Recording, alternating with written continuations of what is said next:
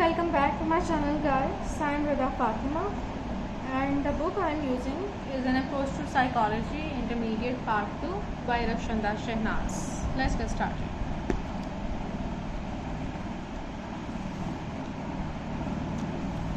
आज का टॉपिक है Kohlberg's theory of moral development.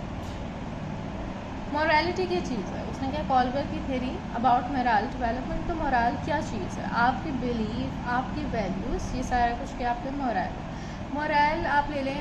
जिस तरह हम कहते हैं कि ये बात जो है मेरा ज़मीर गवारा नहीं दे रहा करने को, जो ज़मीर है ना आपका, जो आपके अंदर आपको बताता है कि ये सच है, ये यानी कि ये बात ठीक है, ये बात ठीक नहीं है, हक और यानी कि बातिल में फ़र्क, ये आपके मोरल में आता है।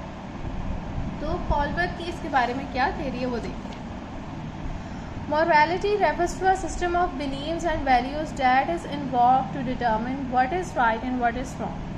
Morality उस सिस्टम से रेफ़र करती है जिसके अंदर आपकी बिलीव्स और आपकी वैल्यूज़ आते हैं। That is involved to determine what is right and what is wrong, और ये आपको ये डिटर्मिन यानी कि ये समझने में आपको मदद करती है कि क्या राइट और क्या रॉन्ग है।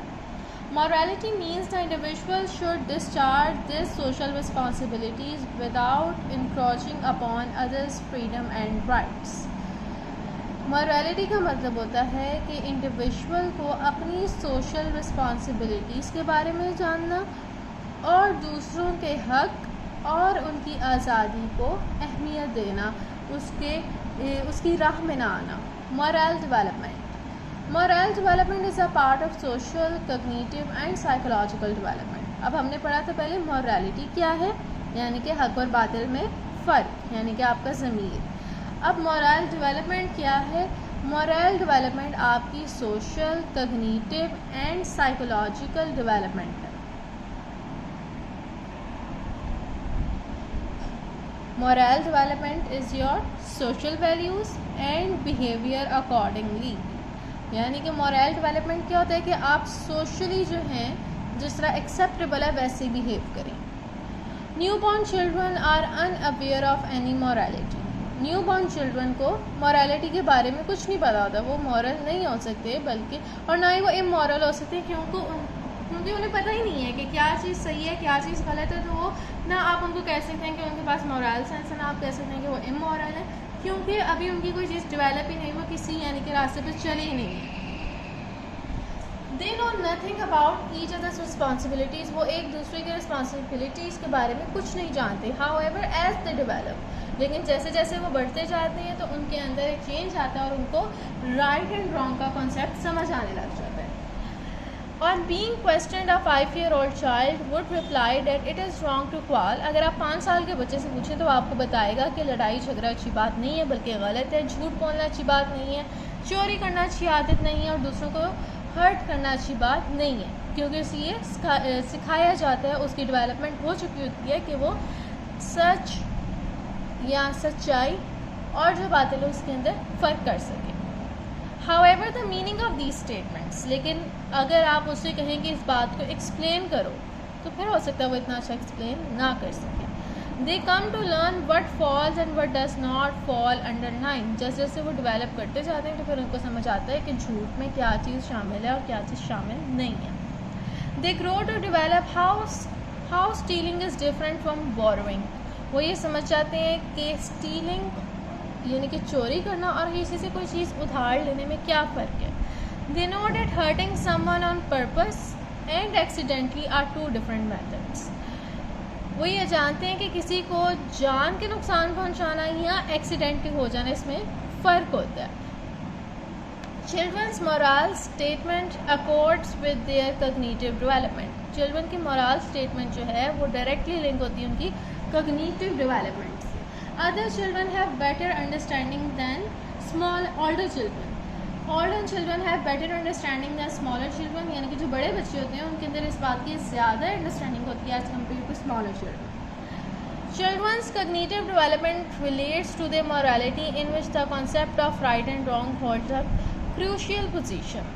बड़े बच्चे जो होते हैं उनके अंदर स्मॉलर से ज़्यादा अंडरस्टैंडिंग होगी, उनकी कग्निटिव डेवलपमेंट, क्योंकि मोरालिटी के लिहाज यानी कि अगर आप मोरालिटी से उनकी कग्निटिव डेवलपमेंट को रिलेट करें तो उनके अंदर कह लें कि इसकी डेवलपमेंट हो चुकी होती है कि वो समझ सकते हैं कि ये चीज़ गलत है और ये चीज़ सही है। Parents and peers exert a formative influence in this regard. Parents और पीयर्स का इसके अंदर बहुत ज़्यादा इन्फ्लुएंस होता है।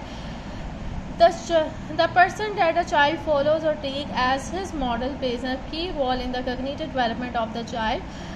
जिसको बच्चा अपना रोल मॉडल बना लेना वो बहुत ज़्यादा अहम किरदार अदा करता है उसकी कॉग्निटिव डेवलपमेंट में। इसलिए इस एज में बच्चों को ज़्यादातर कहानियाँ वगैरह सुनाई जाती हैं ताकि वो इससे सबक सीखें और उसको अपनी ज़िंदगी में अप्लाई करें। जीन पियाजे talked of moral reasoning for the first time in 1932। Jean पियाजे ने मोरल रीजनिंग सबसे पहले 1932 में इसके बारे में बात की थी। He told them different stories and asked them to drive moral lesson from the character. उसने बच्चों को डिफरेंट स्टोरीज़ बताई और उनको बताया कि अब आप इन कैरेक्टर्स में से कोई एग्जाम्पल दें, यानी कि आपने इससे क्या सीखा ये बताएं। Lawrence Kohlberg analyse moral reasoning propose by पियाजे। अब लॉरेंस कॉलबर्ग ने जो पियाजे ने प्रपोज की थी मोरल रीजनिंग उसको उसने स्टडी किया, एनालाइज किया कि फर्दर डेवलप पियाजे's वर्क, और उसने फर्दर इस वर्क को डेवलप किया और included in his research adolescent and adults with children. तो उसने बच्चों के साथ साथ जो एडल्ट्स हैं उनको भी इसके अंदर शामिल कर लिया in order to set out moral result, ताकि उसको रिजल्ट जो है वो ज़्यादा अच्छे मिल जाए।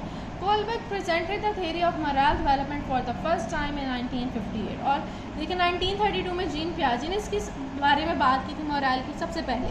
फिर 1958 में जाके कॉलबर्ग ने अपनी थ्योरी ऑफ मोरल डेवलपमेंट पेश की थी। However he revised it many times, लेकिन आगे जाके उसने इसको बहुत यानी कि मैनी टाइम्स इसको रिवाइज किया। Kohlberg propose 3 level of moral development. Kohlberg ने जो है मोरल डेवलपमेंट की 3 यानी कि लेवल्स हैं वो डिस्क्राइब किए।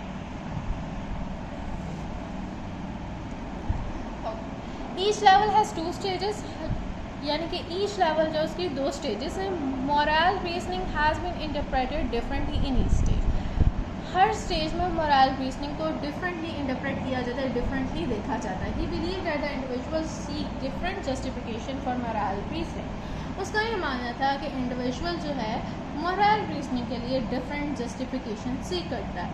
अकॉर्डिंग टू कॉलबर्ग के accordingly people take recourse to any one of these 6 stages of moral reasoning। उसके मुताबिक कि लोग इन यानी कि उसने कुछ 6 स्टेजेस बताई थी, उसके अंदर से वो कह रहे हैं कि इनमें से कोई एक जो है ना लोग अपनी मोरल रीजनिंग बना देते हैं। He appoints that there also exist a 7th stage. उसका ये मानना है कि एक 7th स्टेज भी है, लेकिन उस पर कुछ लोग भी जा पाते हैं। In order to evaluate the moral level of the individual, Kallberg confronted them with a situation that allows of the application of various moral principles. He described the situation with the individual and sought his reply and justification। अब ये जानने के लिए कौन सा बंदा कौन से लेवल पे है, उसने उसके लिए कहने के छोटे छोटे टेस्ट बना दिए। अब जो बंदा जिस तरह आंसर देता था उसके मुताबिक वो बता देता था कि ये बंदा जो है ना वो इस स्टेज पे है, ये वाला उस स्टेज पे है।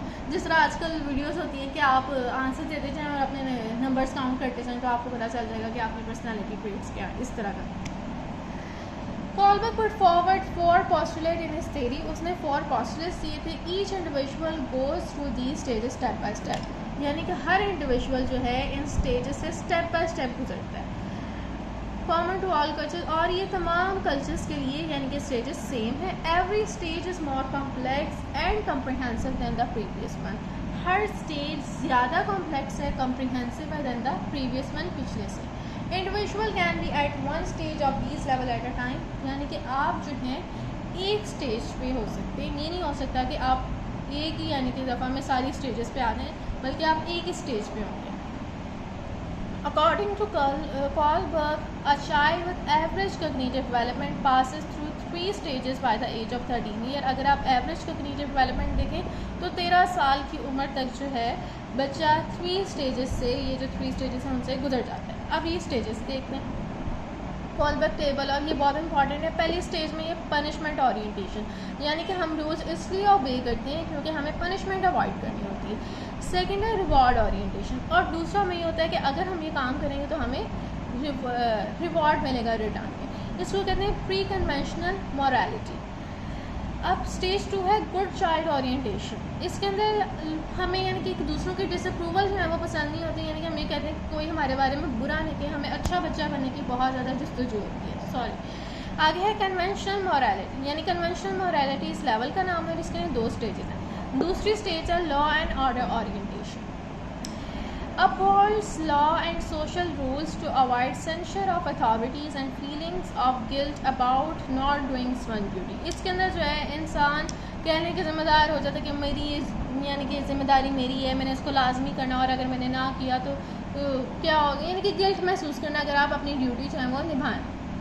फिर उसके आगे जो है स्टेज आ जाती है पोस्ट कन्वेंशनल मोरालिटी, उसकी स्टेज 5 है social contract orientation, to promote a society's welfare, to uphold a principle to attain respect of peer and thus self respect, यानी कि ऐसे काम करना जो सोशली वेलफेयर यानी कि सोशल वेलफेयर के लिए हो, यानी कि सबकी भलाई के लिए हो, और ये कोशिश करना कि आपके जो पीयर्स हैं और कह लो कि रिश्तेदार वगैरह हैं उनमें आपकी बहुत ज़्यादा रिस्पेक्ट हो और आपकी अपनी नज़र में अपने लिए बहुत ज़्यादा रिस्पेक्ट हो। फिर उसके बाद स्टेज 6 है, 6 क्या है, ethical principle orientation, action guided by self is an ethical principle upheld to avoid self condemnation. अच्छा जी, इसके अंदर ये होता है कि इंसान जो है अपने यानी कि चूज़ किए हुए प्रिंसिपल्स जो हैं उनको अपना लेता है। जिस तरह वो कहे कि अगर उसने मान लिया कि झूठ बोलना बुरी आदत है तो वो उसको हर यानी कि कुछ भी हो जाए वो उसको निभाएगा, यानी कि जो आपने अपने लिए चूज़ कर लिया, अगर आपने कहा कि इंसाफ करना चाहिए या फिर बराबरी होनी चाहिए, तो आप अपनी ज़ात तक जो है ना वो सारे कहने के जो आपने अपने लिए रूल्स बनाए हैं उसको फॉलो करेंगे। Ethical principle orientation, action guided by self choose an ethical principle, ये तो करते। आगे है cosmic orientation, to be true to universal principle and feel oneself part of a cosmic direction that transcends social norms, यानी कि इसके अंदर जो है आप सोशल नॉर्म्स के लोग क्या कहेंगे, हाय ये क्या हो गया, इसके अंदर से आप निकल जाएंगे, बल्कि चीज़ों को एक अलग लेवल पे देखेंगे आप।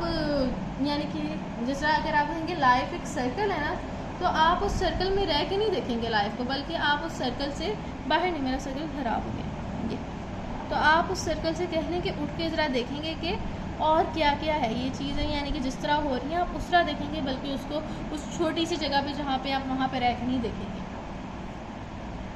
सो इस 7 स्टेज पे बहुत कम लोग पहुँचते हैं, लेकिन कुछ लोग पहुँच जाते हैं। ज़्यादातर लोग सारी ज़िंदगी बस इसी में गुजार देते हैं कि ये काम इसलिए करना है क्योंकि ख़ानदान वाले ये कहेंगे वो कहेंगे, यानी कि रिश्तेदारों की बातों में आ जाते हैं। इस कॉस्मिक ओरिएंटेशन में पहुँचना हर किसी का काम नहीं है। So I hope guys this was helpful for you, और आप लोगों को कॉल बैक की थेरी जो है वो समझ आ गई हो, और अगर समझ आई है तो अपने दूसरे क्लासमेट्स के साथ शेयर करें और मेरे चैनल को सब्सक्राइब करें। एंड टिल देन अल्लाह हाफिज़।